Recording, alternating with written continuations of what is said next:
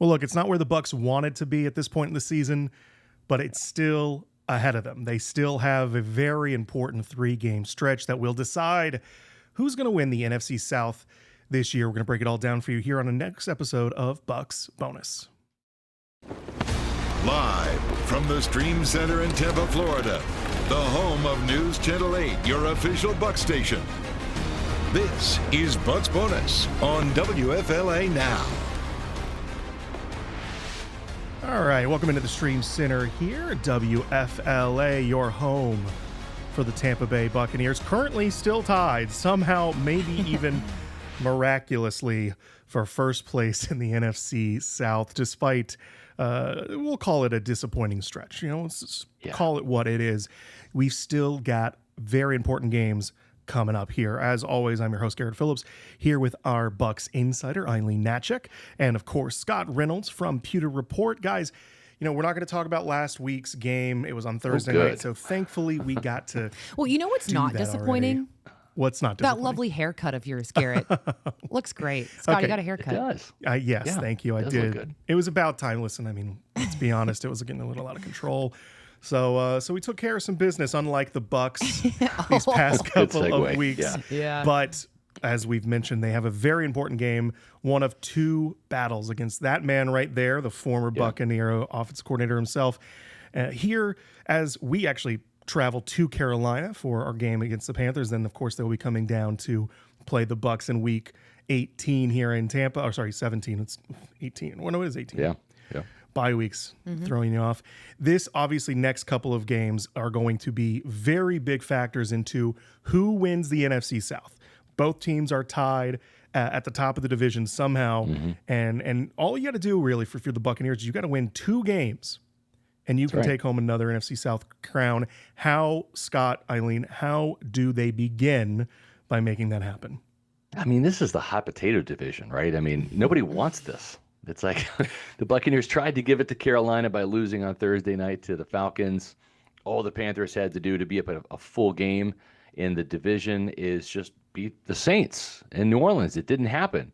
So it's kind of like, here, Carolina, you take it. And Dave Canales is like, no, Todd Bowles, you take it. Like, nobody wants to win this. That's why it's coming down. So funny, too.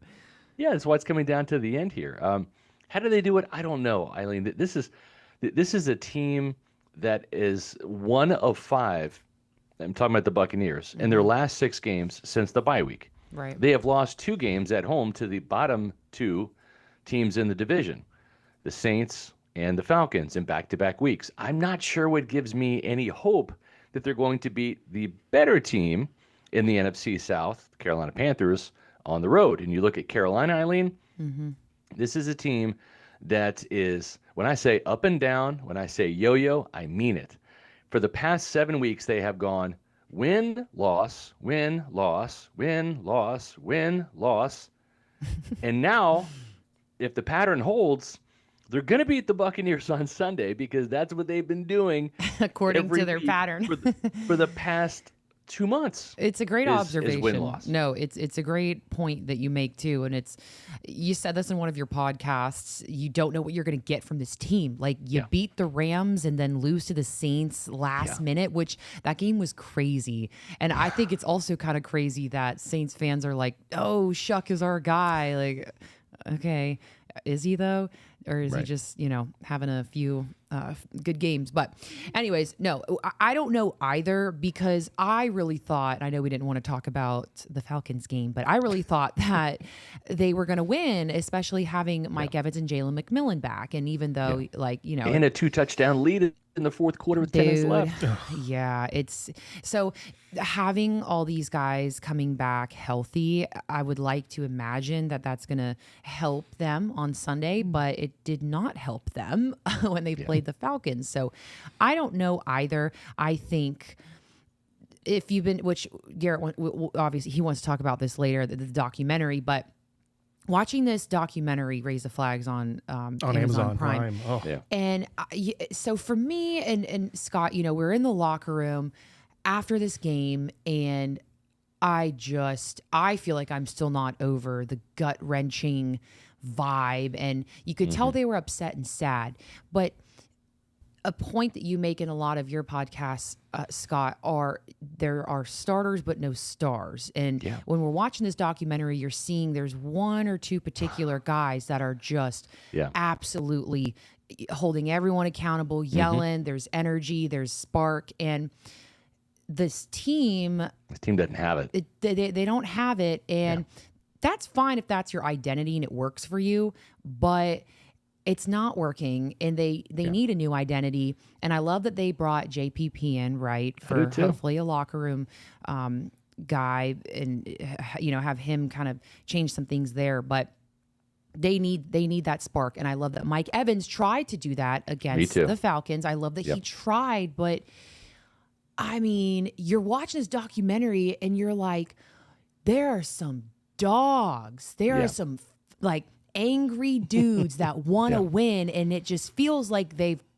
this team right now is so far away from that. So far away from that. And you mentioned Mike Evans, Eileen, and he can't play defense. And the problem is the defense. This defense has given up touchdowns left and right, 28 points per game since the bye week. Yeah. And I give Mike all the credit in the world, and I agree with everything you're saying. It just, he did his part. I mean, 28 points should win most football games, right? I mean, that's pretty good. But this team is going to need probably 30 points or more in each of these next 3 games, at least, to have a chance to win, because the defense is so bad. I want this team to just let loose, be who you are, and be mad, because I think the day and age we're in, everyone's so concerned with media, how they're going to look, what they're going to say. If we say we're mad, are they going to take that the wrong way and think that we're like, please, like, if you're going to worry about that, then I mean, I don't think you should be, playing a professional sport, because that's just what comes with it. It's what comes with it, and whatever. Finger pointing can be a good thing. Yeah, friction in the locker room can be a good thing. It doesn't mean that the locker room is fractured. It means leaders are holding other guys accountable. That's what's missing in this team. And you need that now. And I hate to bring this up, but I love this point you made as well, that they're a little soft right now. Yeah. Like, look each other in the eyes. They say this whole mirror thing, look each other in the mirror. I think you should look at your jersey. And look at all the guys who have worn that jersey before you. Like, this is the 50th season. You had a chance to this documentary is aired on primetime. They had a primetime game with Thursday Night Football. It just, they're embarrassed. They're feeling it. And I love that they're kind of taking accountability. But, like, where is the eruption? Where is the Warren Sapp, like, just throwing people against the locker and being like, what's going on? Like, someone needs to do that without, I guess, media around. But I mean, I don't know. It's just bothering me a little bit. Two things I have to point out here, because listen, Eileen is normally the most optimistic and the most cheerful of the group. True. And I'm going to blame it. I'm going to blame it on the documentary, the Raise the Flags documentary, because you are fired up. And I kind of like that. No, that documentary, I have chills the entire time, and they're telling these stories. Scott, you played a big part in it. Telling these Eileen, stories. also you appear in the last episode. Get out of here! Hey, let's be real. Which funny story about that? Tell you later.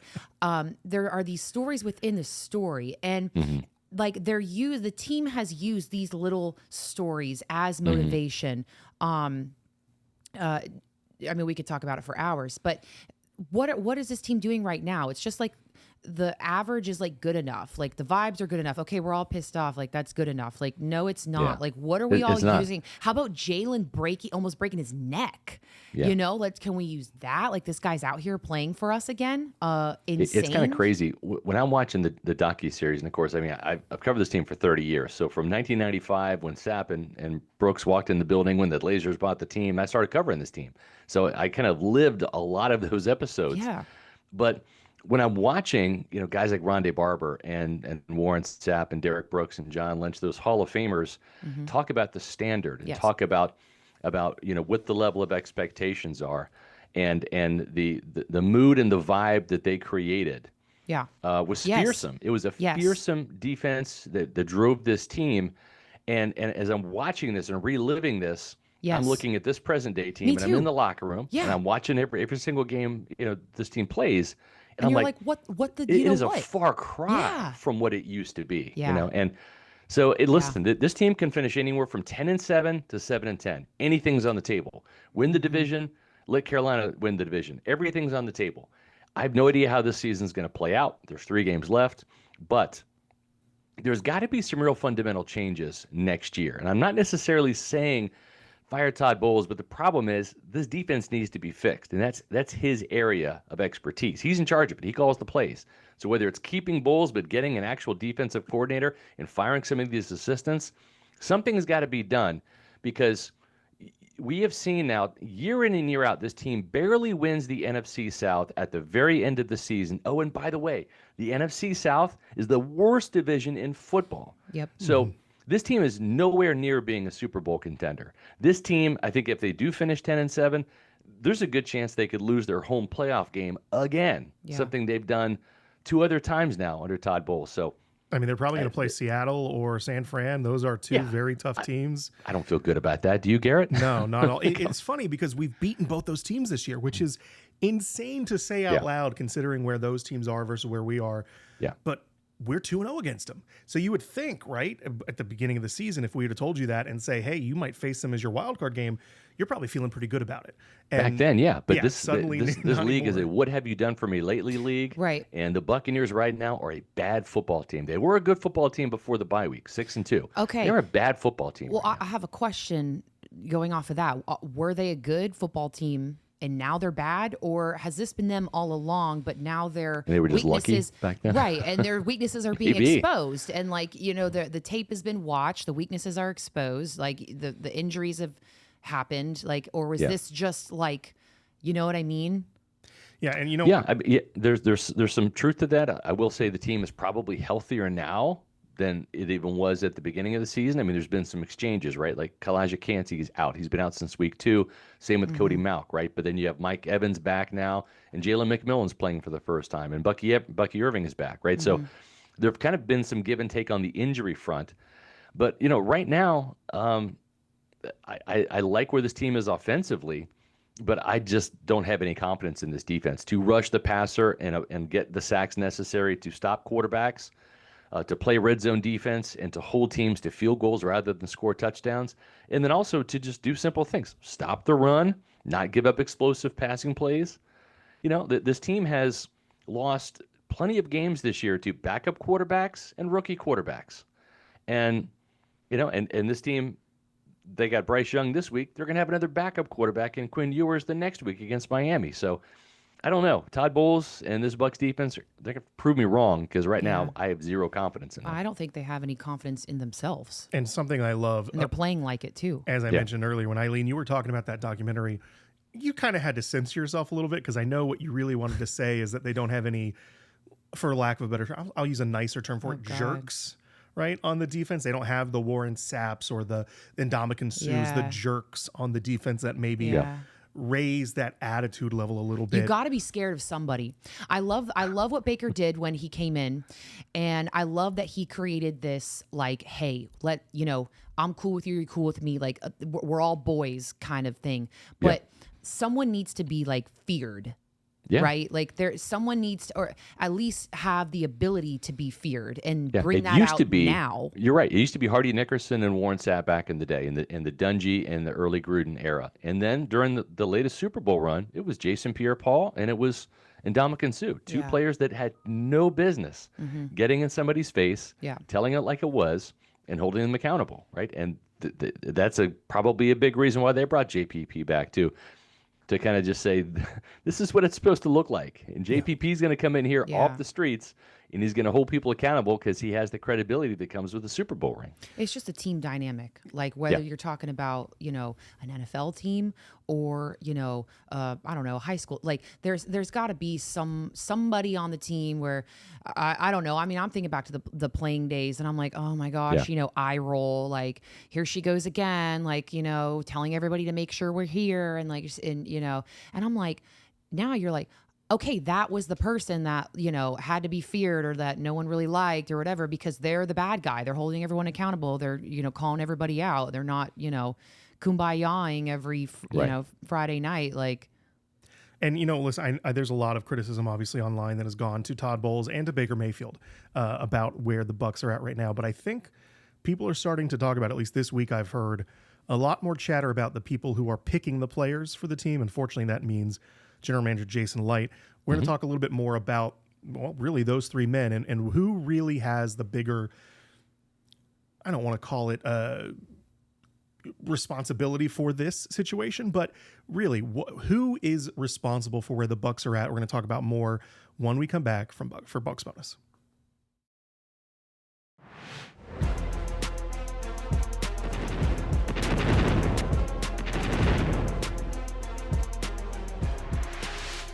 Welcome back here into the Stream Center, WFLA, your news channel, your official channel, I should say, for the Tampa Bay Buccaneers. Eileen Natchik, Scott Reynolds of Pewter Report here with me, Garrett Phillips, your host. And we were just talking about the team seems to kind of lack that kind of killer mentality, especially on the defense. And a lot of people are now starting to ask if Jason Licht is part of the problem there, because earlier in the offseason, Licht really kind of made headlines about talking about former players like Devin White, for example, and saying that we don't want to pick a-holes, is how he put it, right? Yeah. We don't want to pick a-holes for this team, and we want to pick quality people who are quality players who are quality people. Well, now fast forward to, these last 3 weeks of the season where you're questioning, do the Bucs have that kind of killer mentality on defense that they need to succeed?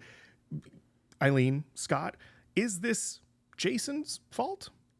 Yeah, he has some culpability in this for sure. I mean, he's the general manager. It's his team. He drafts the players, and of course, it consults with Todd Bowles as well, especially on the defensive side. But if you go back to 2018, he drafts Vita Vea. That's a hit. But then in subsequent years, he drafted Devin White in the first round in 2019. A good pick initially. 2019, 2020 showed a lot of promise, helped them win the Super Bowl. Then the ego kicked in, right? Then you look at Joe Tryon-Shoyinka, who was a bust, first-round pick in 2021.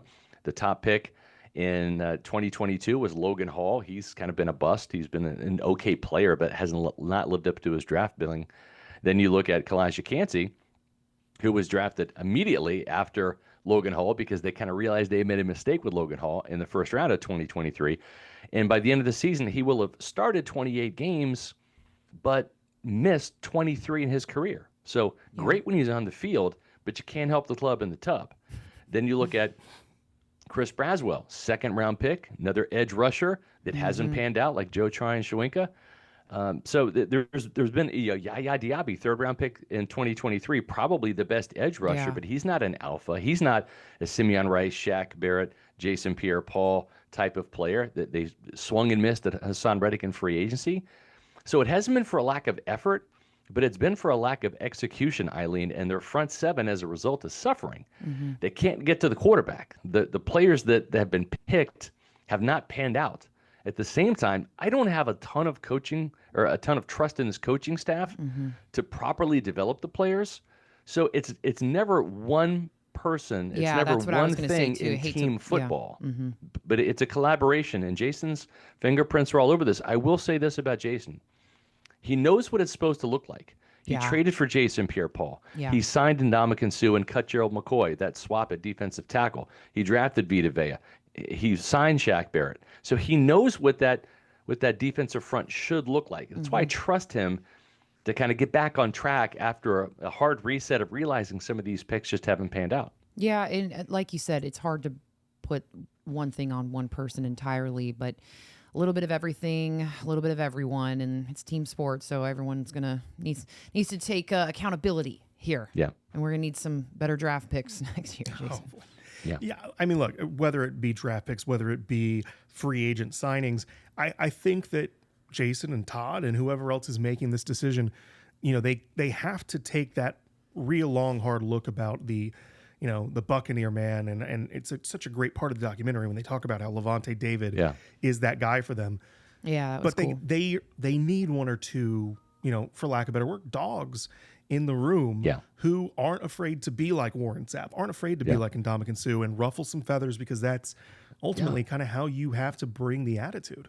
That's a great point, Garrett. And I don't know, using that I am that man template, if this front office was drafting back in 1995 and that criteria was applied, I don't know that Warren Sapp was on their draft board. Oh, I don't think. And then you're missing out on one of the Mount Rushmore Buccaneers, one of the four best Buccaneers of all time, a Hall of Famer. So sometimes you got to expand the scope a little bit. Warren Sapp had a very prickly personality. I think I can say that, right? And he raised the temperature in that locker room. He turned up the heat, and that's what you wanted, because he didn't just do it in the locker room and on the practice field. He did it on Sundays, and that's where it counts. That's where, where you win Super Bowls, when you have that type of accountability and playmaking. And so I'd like to see the Buccaneers, broaden their horizons a little bit and maybe bring in some guys, not necessarily bad characters, guys that are going to wreck the locker room.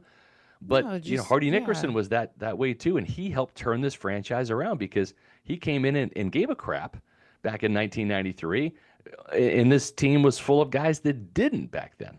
It's at the end of the day, those personalities are respected too, because they get it done. Right. At the end of the day, get it done. That's what it is about. And talking about getting it done, we're going to come back after this break, and when we come back, we're going to answer not a normal question. We normally answer the question of who's going to win the game.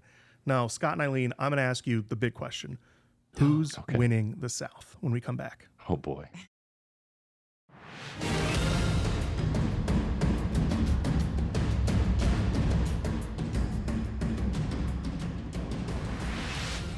Back into the Stream Center here, News Channel 8, your official home for the Tampa Bay Buccaneers. Episode of Bucs Bonus. Eileen Natchick, Scott Reynolds. Hard question to ask. I know it's a hard question to ask. You're coming to me first. I can feel it. I'm going to Eileen first, and it's mostly just because you're looking at me, and I had you right there. Looked at each other. I was like, don't do it. Yeah, these two teams are about to play, the Bucs and Panthers, this Sunday. It's not the game that will decide the NFC South crown, but it will go a long way to doing so. So not who's going to win Sunday. I'm asking you both right now, starting with Eileen, who's taking home the NFC South title at the end of the season? Crickets from Eileen right now. Come on, Eileen, you can do it. Come on, Eileen. I'll just say Bucs, because I don't know. I don't want to. That was not a very. It's hard. It's hard. Not That's an a hard question. Enthusiastic answer. That's a hard question. We're running short on time here. I'm just going to say, but go ahead, Scott. Who do you think? I think the ultimate winner of the division will be the team that wins on Sunday. I believe that's going to be the case. Is whoever wins on Sunday will wind up winning this division. And I think the Bucs will win on Sunday. I think it's going to be Carolina. I hope I'm wrong. I hope I'm wrong. All right. Well, hey, I don't have enough evidence during this 1-5 stretch to think otherwise right now. This team hasn't given me a reason to believe. A little head-to-head here, Eileen versus Scott Reynolds, just like we're going to have the Bucs versus Panthers. Your turn, Garrett. We're not. Well, we'll get to that. We're out of time. Speaking of that, Scott, please let us know what you got going on over at Pewter Report. Yeah, we just had the great Rondé Barber on our Pewter Report podcast. You can check out that episode, plus our Pewter Report podcast all week long on Pewter Report TV, our YouTube channel, and make sure you visit us at pewterreport.com for my columns and analysis and roster moves about the Tampa Bay Buccaneers. Good job.